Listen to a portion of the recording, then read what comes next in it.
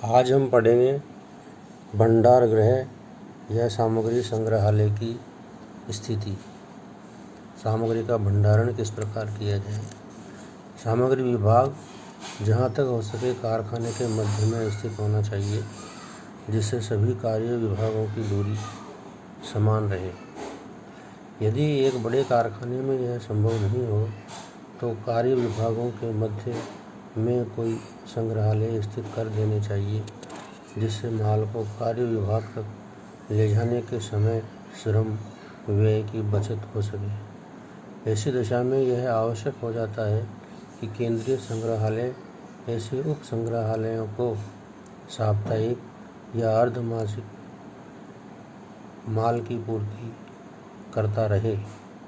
संग्रहालय की स्थिति में यह भी ध्यान रखना आवश्यक है कि रेल अथवा मोटर द्वारा प्राप्त किया हुआ माल सरलता से उतारा जा सके, सुरक्षा की दृष्टि से उचित प्रबंध हो, चोरी व आग लगने का भय न हो तथा हवा व प्रकाश की समुचित व्यवस्था हो।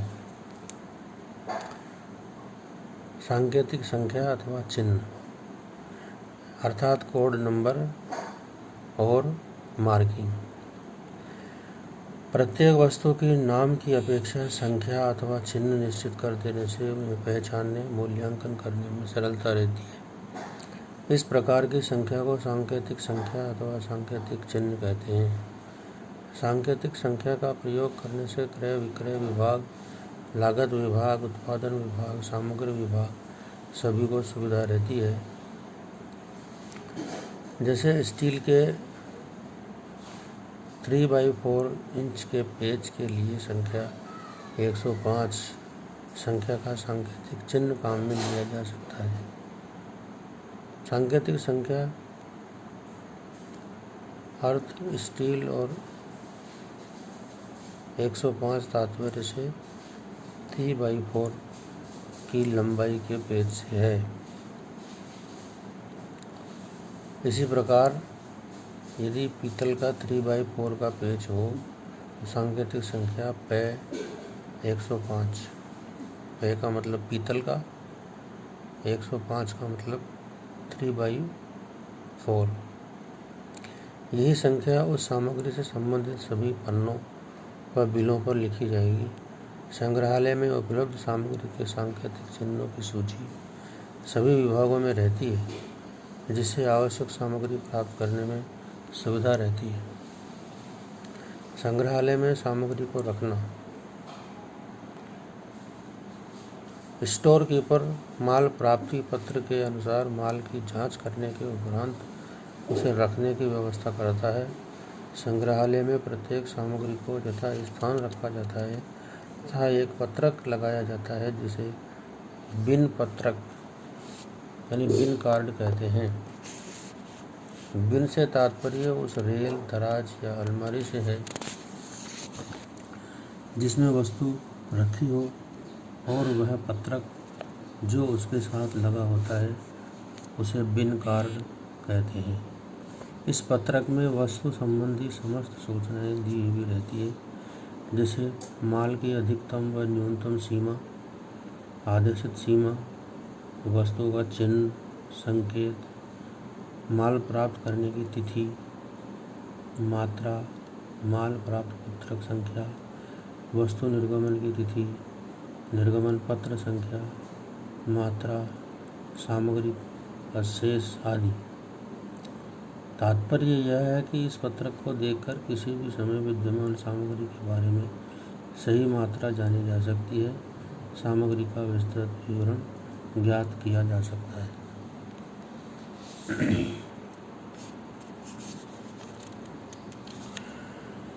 स्टोर्स नियंत्रक पत्रक। यह बहुत कुछ बिन पत्रक के समान ही होता है तथा छोटे कारखानों में इसका उपयोग किया जाता है। छोटे कारखानों में अलग से इसे रखा जाता है। इसके रखने का मुख्य उद्देश्य स्टोर कीपर की वस्तुओं संबंधी विस्तृत विवरण प्राप्त करने से है। इसका नमूना देखने से ज्ञात होता है कि अन्य वस्तुओं के यह सूचना भी प्राप्त हो जाती है कि कितना माल कब तक आने वाला है, अर्थात आदेशित मात्रा कितनी है। यह सूचना बिन पत्रक से प्राप्त नहीं होती।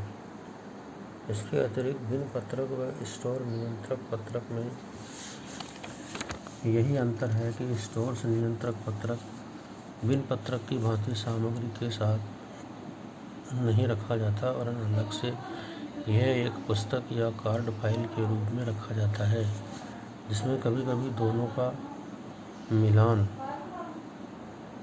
करके स्टोर संबंधी त्रुटि की जांच बड़ी सरलता से की जा सकती है। सामग्री का विक्रेता को लौटाना। जांच करने के पश्चात वह सामग्री जो क्रय आदेश के अनुसार प्राप्त नहीं हुई है, उसे विक्रेता को सामग्री वापसी रिपोर्ट के साथ लौटाया जा सकता है। इस सामग्री वापसी रिपोर्ट की भी 4 प्रतियां तैयार की जाती है। एक प्रति विक्रेता को माल के साथ, दूसरी बीजक के साथ लेखापाल को, तीसरी मुख्य स्टोर कीपर को तथा चौथी प्रति क्रय विभाग के पास रह जाती है। यह आवश्यक नहीं है कि संपूर्ण सामग्री लौटा दी जाए। यदि उसमें से कुछ सामग्री भविष्य में काम आने वाली है तो जितनी सामग्री आवश्यक है उतनी रखने के पश्चात अनावश्यक सामग्री को इस विधि से लौटाने की व्यवस्था कर दी जाती है।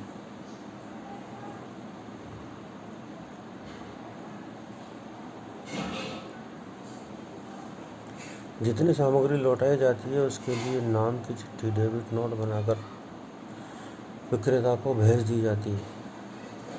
इस चिट्ठी की एक प्रति लेखांकन विभाग को भेज दी जाती है, जिसे वापस लौटाई गई विक्रेता को भुगतान करते समय कम किया जा सके। अब है सामग्री मांग पत्रक। सामग्री का निर्गमन संग्रहालय से किसी विशेष अधिकारी के लिखित मांग के आधार पर ही किया जाता है। अतः जिस किसी विभाग को जितनी सामग्री की आवश्यकता है वह इसके लिए सामग्री मांग पत्र तैयार करता है। इस मांग पत्र के आधार पर ही संग्रहालय उपलब्ध सामग्री निर्गमित करता है। जिस किसी व्यक्ति को सामग्री निर्गमित की जाती है, संग्रहालय द्वारा सामग्री मांग पत्र की दोनों प्रतियों पर उसके हस्ताक्षर करवा लिए जाते हैं।